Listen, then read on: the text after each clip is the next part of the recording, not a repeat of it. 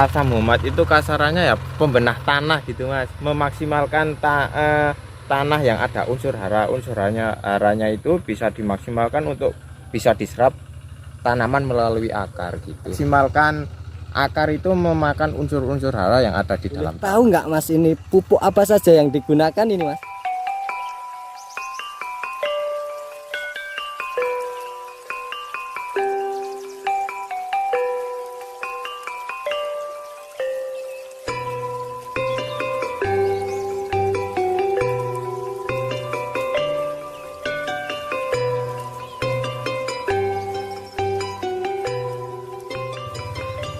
Assalamualaikum warahmatullahi wabarakatuh. Bertemu lagi ya dengan channel saya, Putra Asa. Kali ini saya sedang berada di Kaloran, yaitu tepatnya di Waduk Ngeblok ya. Jadi kali ini saya sedang mengunjungi lahannya milik Mas Aan ya. Jadi kalau kemarin saya mengunjungi lahan yang sudah ditanami itu berada di Keranggan. Sekarang saya mengunjungi ke waduk ini. Jadi kemarin di kolom komentar itu banyak yang bertanya, itu bagaimana sih Bang kalau cara pengolahan lahan dari awal. Nah sekarang kita bisa bertanya-tanya dengan Mas Antoro ya. Jadi Mas Antoro ini petani milenial ini sekarang lagi melakukan pupuk dasar ini ya. Oke, ini pupuk dasar mas. Sehat Mas Aan? Alhamdulillah mas, sehat. Bertemu terus, lagi ya. Ya nggih. Ini kemarin itu banyak yang bertanya Mas. Jadi di kolom komentar itu banyak yang bertanya itu bagaimana cara pengolahan lahan dari awal ini Mas. Banyak, berarti setelah yang kemarin ya mas? Iya. Ini tanaman bekas apa ini? Ini kemarin juga bekas cabai mas. Ini kan ya kebetulan saya juga ada lahan di sini mas, di daerah Kaloran mas. Ini saya kan ada tempat juga di daerah Ngeblok desanya mas. Desa Ngeblok. Iya. Itu lahan bekas cabai mas ini. Lahan bekas cabai ya. Rencana ini mau ditanami apa ini Mas Aan? Cabai lagi mas. Cabai lagi ya. Cabai lagi. Lahan ini dibiarkan beberapa hari ini Mas? Setelah panen itu mas, atau setelah ini udah diolah lahan ini mas? Setelah panen terus diolah ini itu dibiarkan dulu atau langsung diolah? Oh ini setelah panen, kan udah panen sekitar 3 bulan yang lalu ya mas. Ini udah tak biarkan dulu mas, biar apa ya, sekalian kemarin kan nyabuti itu batang sisa-sisa cabai yang dulu samanya mindahin mulsanya itu mas. Berarti sekitar 3 bulan saya diamkan mas untuk diolah tanah lagi itu mas. Oh berarti ini didiamkan selama 3 bulan ya baru diolah kembali. Nah mas 3 bulan. Untuk cara pengolahannya sendiri mas, ini dari habis dicabuti itu terus pengolahan lahannya seperti apa mas? Untuk pengolahan lahan saya tetap menggunakan traktor mas, soalnya untuk tenaga cangkul itu yang nyari orang susah mas di daerah Temanggung sekarang. Yang mau bisa bantuin nyangkul gitu kan mas, udah enggak, kasarannya udah enggak ada sih yang mau nyangkul. Terus saya pakai traktor pak mas. Oh ya pakai traktor, kemudian yang buat bedengan ini yang pakai tenaga manusia gitu mas. oh gitu. Ini Mas Aan ini lagi menabur pupuk ya. Kita betul. bisa boleh tahu nggak mas ini pupuk apa saja yang digunakan ini mas?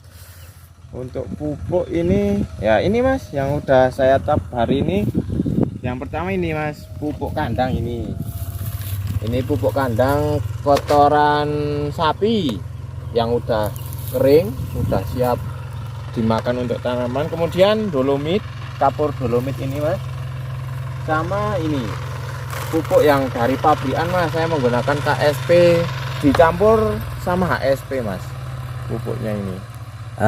Jadi ini menggunakan pupuk kandang ya, ini kandang. kohe, terus ini yang putih ini dolomit. Ya, kapur dolomit mas. Terus yang ini Campuran KSP sama HSP mas, dari tawon. KSP sama HSP itu dari ada karungnya itu. Oh, ini dari produk tawon ya? Dari tawon. Soalnya sekarang Temanggung ini lagi apa gencar sih, kalau yang tawon itu udah pada tahu, pupuk-pupuk tawon itu di Temanggung lagi naik lah mas gitu. Oh gitu. Terus tujuannya menggunakan pupuk tersebut ini? Untuk dasaran ya mas. Ya. Untuk dasaran ya saya tetap menggunakan ini kohe sapi atau enggak kambing. Kalau yang ada sekarang kan pakai kotoran sapi. Ini tujuannya ya untuk di kohe sapi ini selain pupuk yang makro, mikronya itu banyak sekali di sini. Di mana di kohenya ini, di kohe sapi itu banyak kandungan mikronya. Jadi untuk pertumbuhan tanaman nanti mas, pertumbuhan saat fase pertumbuhan sebelum bunga itu di daunnya itu setiap tunas itu halus gitu loh mas. Oh iya. Terus kalau fungsi dari ini apa tadi? Yang KSP. KSP. KSP itu kandungannya itu kan giserit mas. Giserit itu magnesium. Magnesium itu untuk membantu waktu fotosintesis ya mas, klorofil. Nah itu nanti pada saat daun udah gede, udah bisa masak, itu fungsinya magnesium itu di situ. Kemudian yang fosfat, kandungannya fosfat itu nanti bisa di akar mas, memaksimalkan akar itu memakan unsur-unsur hara yang ada di dalam tanah itu mas. Kalau untuk yang tanaman udah gede, udah pecah pang itu, pecah batang itu nanti bisa mempercepat pembungaan juga sih mas. Oh gitu. iya. Kemudian yang ASP ini kan langsung tak campur mas aplikasinya. Oh, KSP langsung campur sama HSP gitu untuk dasaran. HSP nya itu kandungannya humid asid sama fosfat mas. humid asid sama fosfat. Ya kalau fosfat kan seperti yang KSP tadi ada fosfatnya. Kalau yang humid asid itu asam humat. Asam humat. Nah, jadi asam humat itu kasarannya ya pembenah tanah gitu mas, memaksimalkan tanah yang ada unsur hara. Haranya itu bisa dimaksimalkan untuk bisa diserap tanaman melalui akar gitu mas. Oh, jadi begitu. ketambahannya kasarannya itu lebih hemat pemupukan gitu mas, kalau ditambah unsur hara, ditambah apa ini asam humat ini mas. Ini rencana tanaman berapa ini mas? Untuk rencana tanaman ya sekitar 2000-an ya mas, mungkin nggih. 2000. Sekitar satu roll mulsa plastik nggih. Satu roll mulsa ya? Nggih, sekitarnya segitu mas. Sekitar 2000-an. Untuk tanaman 2000 itu menggunakan berapa ini pupuk kohe ini? Kohenya ini saya tebar 50 karung mas, 50 karung kohe. Jadi Ya, ini lahan tanaman 2000 ini menggunakan pupuk kohe ini 50 ya? 50 karung mas. 50 karung. Untuk dolomitnya ini menggunakan berapa karung ini? Untuk dolomit saya pakai 5 karung mas. 5 karung ini udah lumayan cukup ya mas, udah tersebar semua. Kemudian yang KSP nya, KSP saya langsung campur dengan ASP jadi satu, baru saya sebar. KSP nya itu 1 karung 50 kilo tambah yang ASP nya 10 kilo mas. Jadi KSP nya 50 kilo terus HSP nya 10 kilo. kilo ya, itu untuk dasaran saja mas. Saya kan maksimalkan di ini kohenya ini yang saya kasih banyak mas. Oh gitu. Jadi ini untuk lahan tanaman 2000 itu kohenya 50 karung, terus dolomitnya 5 karung. 5 karung, terus Yang pupuk KSP KSP-nya itu 50 kilo 50 sama 5 kilo sama 5 kilo. Iya. Itu dicampur ya. Dicampur langsung kita sebar. Ini untuk rencana tanamnya ini ukurannya berapa ini Mas? Ini nanti kita pakai mulsa. Ini saya tutup mulsa ya Mas. Iya. Pakai mulsa, nanti mulsa yang 1 meter, nanti jarak tanamnya saya ambil yang 45 aja Mas. Ukuran dari 1 meter yang mulsa itu, mulsa 1 meter lebarnya, nanti saya jarak tanamnya 45 cm ya. Iya. Terus ini rencananya ini langsung ditanami atau dibiarkan dulu ini Mas?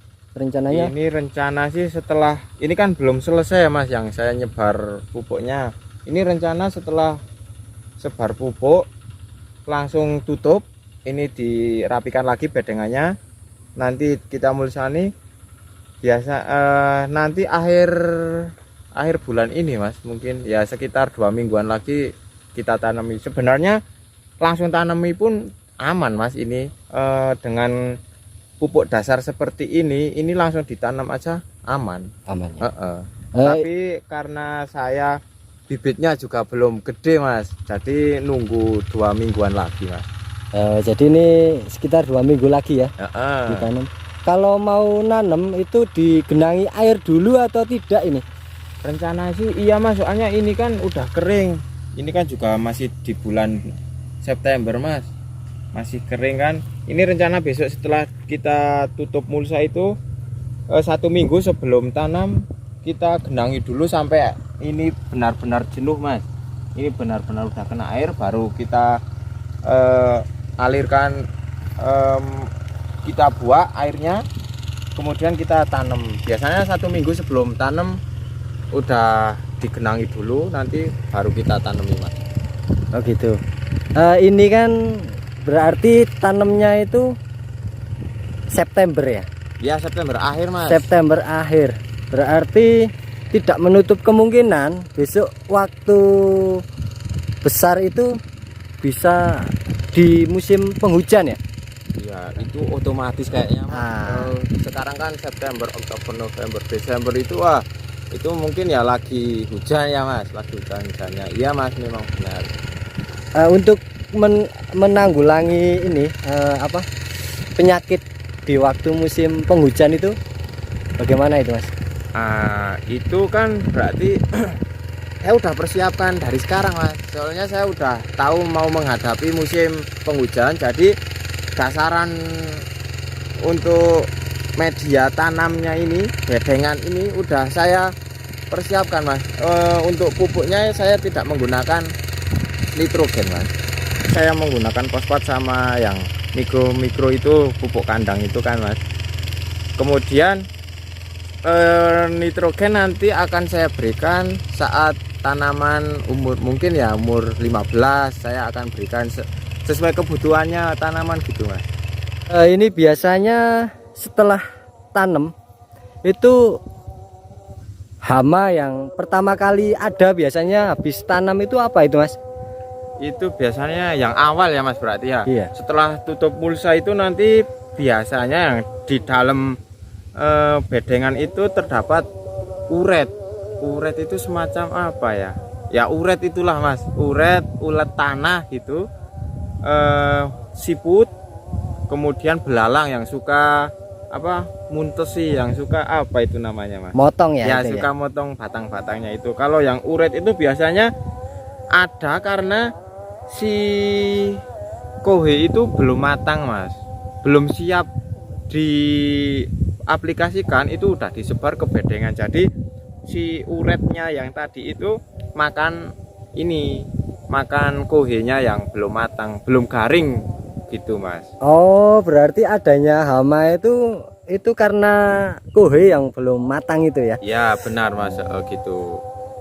Biasanya kalau untuk pengendaliannya sih kita sebarkan furadan bisa, nanti toksiput bisa, firminto bisa, rumba itu juga bisa.